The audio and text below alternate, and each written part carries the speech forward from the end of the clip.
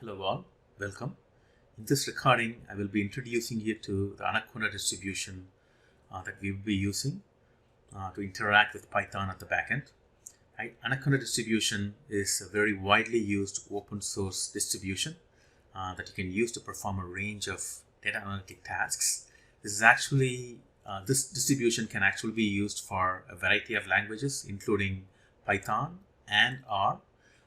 It's an open source distribution, and you are currently on this page that's specifically for use by individuals, and it's available for free for you to use. So what you're going to be doing while watching or after watching this video is basically download the appropriate distribution for your needs. If I click here, for example, you'll be taken to further down the page that shows you three different options. Most of you will have Windows and Macs, Windows or Mac machines. So make sure that you select the 64-bit installer that's going to be installing Python 3.x, Python 3.8 in this case. Right? It'll install that on your computer. Okay, and most of us, 64-bit installer would be the appropriate installation file. Okay, unless you have a really old computer that's more than 10 years old. Okay, so you will be picking appropriate 64-bit installer. Okay, and once you download this file, please click through it and install the Anaconda distribution. It should be a fairly straightforward installation. If you wish, you can always do a Google search to look at some YouTube videos on step-by-step installation process. But really, you don't need this for our class. It's a pretty simple installation procedure. Okay, and after we install this, I'm going to walk you through what you need to do. But before that, I wanted to just step back through this page and point out a couple of things here. Basically, it's saying the fact that it's an open source platform that is widely used by the industry and by individuals who want to perform various data analytic tasks.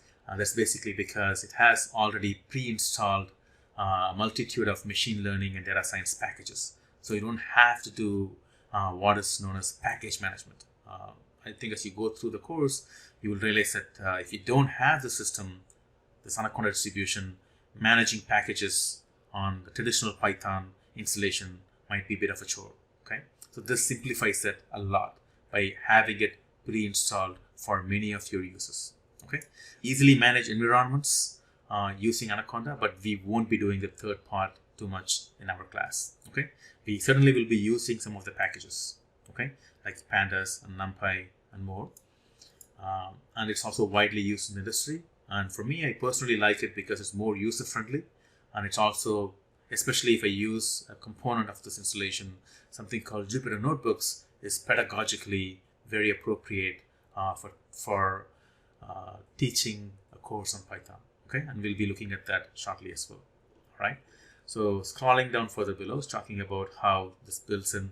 It comes built in with multiple packages that lets you do lots of machine learning models. Especially as you gain more and more familiarity with various machine learning techniques or even data analytic tasks, you will find yourself coming back to using Anaconda distribution a lot more. Okay, and obviously open source means that there are multiple packages that you can use. If it's available, it's probably available for Anaconda distribution as well. That's one of the strengths of this distribution. And finally, this is a key component for us, is that the user interface is very, very easy. Okay, let me repeat that again. While using Anaconda, especially Jupyter Notebook that you see here, it's the second entry here, it's going to be so much easier for us to run simple Python scripts directly. Okay, so I'm going to show what I mean by that in the next video, but just remember this: that after you install, you'll probably be looking for something called Anaconda Navigator. And when you click on Anaconda Navigator, it's going to open up this user-friendly interface, and you will be basically going into Jupyter Notebook. Okay, so please take a moment, pause the video, and go through the installation procedure. Please install the appropriate version of Anaconda, and then when you're ready to proceed, please come back and watch the rest of the video. All right, hopefully you installed the software already. So what I'm going to do is two different ways of opening up, okay, the file you just installed, the distribution you just installed. I'm, for the time being, going to stick to Jupyter Notebook. Okay, so how do you open Jupyter Notebook? The first way, pretty straightforward, is that if you're on Windows, you would go to where Anaconda is, and you look for something called Anaconda prompt. Okay, this is one way to do this. Another option is you may also go to Anaconda Navigator. This is the user-friendly graphical interface that's much easier. Okay, so I'm going to click on that, but remember that I can either do this from here or I could go to Navigator. So for the time being, let me focus on the Navigator. Okay, and I click it. It's going to take a few minutes to start up, but pretty soon you will see this black window open up and then close on its own, and suddenly you will see a graphical interface pop up. So I'm just going to wait for a few seconds for this interface to pop up. Okay. All right, guys. So hopefully you see this Anaconda Navigator interface pop up successfully on your system, regardless of whether you use Mac or Windows. So if you use a Mac, again, you need to look for this Anaconda Navigator and open it up. And for us, as I mentioned, I can either open it from a terminal-like window, like what you did previously with Python, the regular Python installation, or you could go for the user-friendly Jupyter Lab or Jupyter Notebook. Okay, so for this video, let me show you two different ways. One is the command prompt. Just click on Launch, and you should see a window that pop up, command line window that pop up just like this. So what I'm going to do is simply type in Jupyter Notebook. Okay, and let me move this a little bit further down. So I just want to emphasize that me typing this in and then pressing enter is exactly the same as me going to the Anaconda Navigator page and clicking on Jupyter Notebook. If I want to start up Jupyter Lab, I may directly type in Jupyter space lab. So it's again your choice. I oftentimes prefer to come here and work with the command prompt, and I get there again by going to Anaconda distribution here and Anaconda prompt. It's the exact same thing as the other thing. Okay, so I might go there. I'm gonna click on this. Okay, and you see something very similar. So what I'm going to do is type in Jupyter Notebook. Okay, and you will see if it's installed correctly, you will see another window pop up, browser window. Okay, so let's see what happens. All right, guys, you will see that when I typed in Jupyter Notebook, it basically ran a couple of things in the background.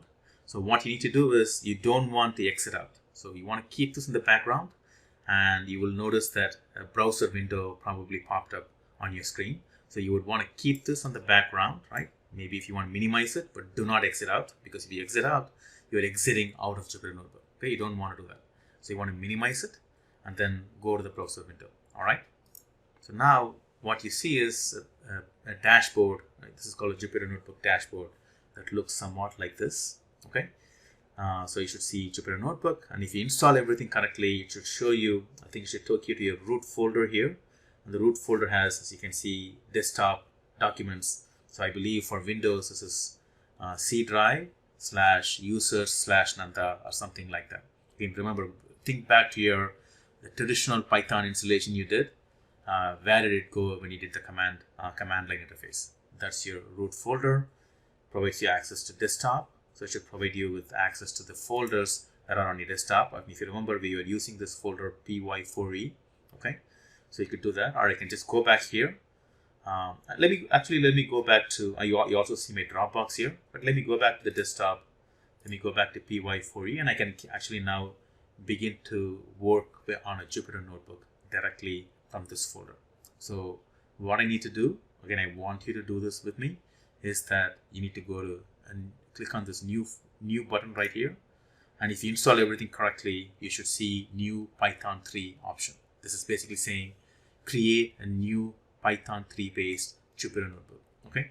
At a later time, you may try to find out, okay, how can I expand the number of options available? If you have the R component installed correctly, then you will also have another option that says, okay, hey, open up a new notebook where I can run the R files on the notebook. Okay. So now our purpose is to run Python script. So I'm going to click on Python 3 notebooks. Okay. So if I did that correctly, I should see a Jupyter notebook pop up. It's currently not titled. So I'm going to say 00, my first Jupyter notebook. I like to use the term JNB for Jupyter notebook. So I change the title on the top up here, okay, just by clicking through it, okay. And now what you have access to here is called a code cell, okay. So as you can see here, there are different options available. We'll talk about the others later. So by default, you have a code cell available, right? I can type in print hello world, right? And it's auto-completing what I want to finish. And then press run. I can run by pressing run here. And you should see, if the installation is correct, you should see the output pop up. And obviously, I can do the other things, simple things like this. Simple computation, print 4. Okay, print 2 plus 2, the answer is 4. So what we have here, as you can see, is that a front end, okay? It's a notebook document, okay? It's an app, Jupyter Notebook app. It's a server client application where I have a front end, right? That's a client. You don't need to have any sort of internet connection because it's running on your own computer, right? The client is interfacing with a Python installation on the background to run the scripts I want to run. So there's a Python kernel running in the background. You can see the word kernel here. There is Python running on the background, Python 3 kernel, okay? Sometimes you're having issues and it seems to be that nothing is happening. You may want to come back here and say restart or restart and run all, things like that, okay? But this is what it is an app. It's a client server app where you have a front end, access to a user-friendly front end, right? Where I can write scripts, right, on code cells, and it's basically allowing you access to a backend that's running a Python 3 kernel, Python 3 code for you. So when you install Anaconda distribution, now you have a second independent installation of Python running. Okay, this is in parallel to whatever you have installed in the past. If you had previous installations of Python, that's still there. Okay, you can still access that installation. All right. So a key thing is that if you did the installation correctly, when you click on new notebook, you will be taken to a new notebook. You should be able to run the code cells properly. Okay. So if you've done that already, congratulations, and I'll see you on the next video. Thank you.